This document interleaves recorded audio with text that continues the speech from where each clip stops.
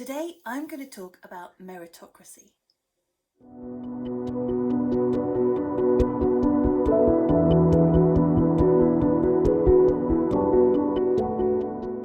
Hi, I am Elysium and welcome to my channel. I want to explore the notion of meritocracy in terms of utopian philosophy and utopian technology.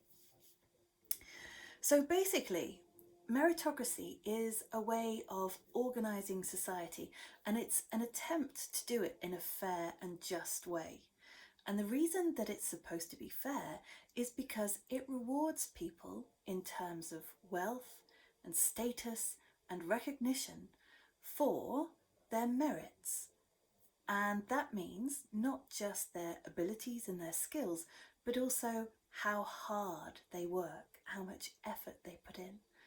So it's almost like, I suppose, a utopian idea, because it talks about a system in which everybody has the same amount of opportunity to achieve a certain status. Now, where we are now, certainly in the West, is a very long way from that. Certainly in the UK, we don't live in a country where the amount of work you do is equivalent to the amount of pay you get, or the amount of effort you put into something equates to how much respect you have. So if we think about that class of people that we came to know and love over the last couple of years, key workers, and I'm taking this example because I can fairly safely generalize and illustrate my point here, that key workers generally work very, very hard, doing jobs that tend to be more of a calling, a vocation, rather than a career choice in terms of progressing for status and wealth. So key workers don't necessarily do those jobs in order to earn those things. They do them because they are drawn to help people and they can't not do jobs like that. And I know that because I'm married to one.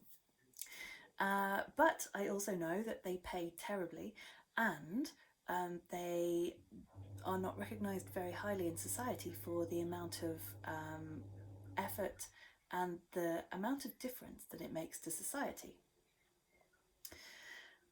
At the same time, we live in a country where some people get paid a lot of money for basically, gosh, this is controversial. Let's say, for example, doing their hobbies. So let's say that footballers or singers, some people do that kind of stuff at the weekend because it's nice to do it. But those people are lucky enough to do their jobs and get paid a lot of money. Now, I'm not saying they're not working hard, and I'm not saying that they're not making a difference to society. But if you think about the disparity in wages, for me, there seems to be something a little bit unfair happening there. There are lots of other examples of people who do work very, very hard and don't get paid the amount of work that they do. Or perhaps they get paid an awful lot of money and it doesn't really reflect the value that they bring to society. It's a very difficult thing to quantify. Now, we also have a system where the people in power, the people in charge, tend to be those who have got there through connections, through a certain family system, through a certain schooling process, for example. And it could be argued with that feudal aristocracy style system that the right kind of people don't necessarily end up in the right roles, because you are not being judged on your merits, you're being judged on your connections and your background. So in a meritocracy, in an ideal world, people have the ability to achieve anything. And the more that they work, the harder they work, the more likely they are to be rewarded and to achieve the things that they deserve. Obviously, there's a few problems with that, and those problems are that we don't really live in an equal equal society to begin with. It's very difficult to assume that everybody has the same starting level in terms of education, for example. Opportunities you could say that opportunities are given more freely to those that come from wealth, to those with more supportive family backgrounds. And if everybody were to start at the same level, then it would be easier to see how a meritocratic system would be effective.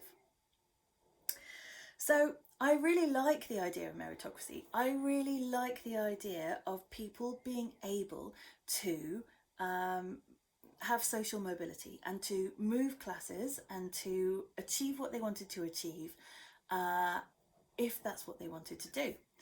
But I don't think that our current system is fair, and I don't think that there are enough equal opportunities for everybody.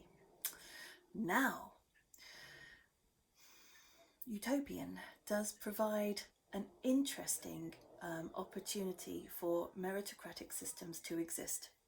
The reason is that it is possible to set up a utopian community in absolutely any subject. Okay, so that's the first thing, which means that there are a plethora of opportunities for people to join a community that really, really means something to them. I think it's fair to say that every single person in the world cares about something and could be part of a community on some subject at least. So if they were so interested in that subject and they contributed to that community by, for example, writing about that subject or making videos or recording audio podcasts on that subject, and they were contributing to their community, they were collaborating with other people, they were earning badges to validate their level of knowledge and their level of interest, then what you've got is the beginning of a meritocratic system, because those people can be part of the community and have responsibilities for looking after that community and making decisions for that community.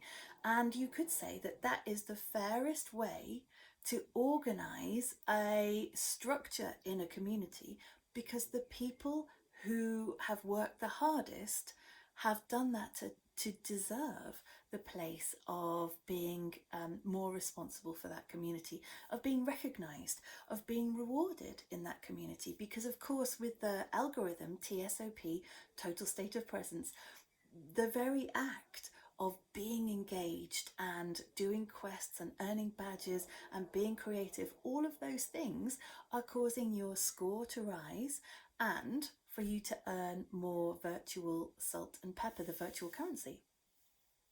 So really, it is the kind of system which lends itself to a meritocracy.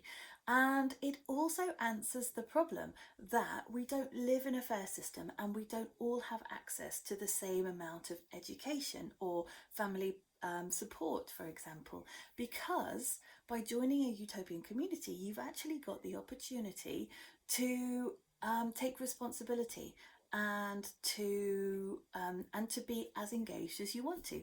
It doesn't depend, for example, on you being a fantastic writer and having the skills to write wonderful blog entries, because it doesn't have to be that. You could just be talking to a camera like me now. And so if you've got something to contribute to that community, then you will be rewarded for it. And so doesn't it make sense that the people who put the most effort in would rise to the top of that community and have the most responsibilities? There are, of course, problems with that system, because if you had, for example, somebody who had particularly narcissistic tendencies, then they would be able to work hard to gain a position of power and then misuse that power. But the difference is that by bringing in not just one person to be in charge of everything, but a group of people to ensure that there's balance and to maintain that status, that's how you ensure that you're not going to be overrun and it turn into a tyranny. That would be bad. Okay, so I am going to put some videos here to talk about the utopian technology. so that you can have a look at this in a bit more detail. And I would love to hear your feedback on what you think about utopian systems and meritocracy. There are, of course, all the normal ways to get in touch down below. And I think there is just enough time for me to ask you to like, subscribe, and, pop that alert notification on so that you never miss an episode. And if you like this channel, don't tell me, tell your friends. I'll see you next time.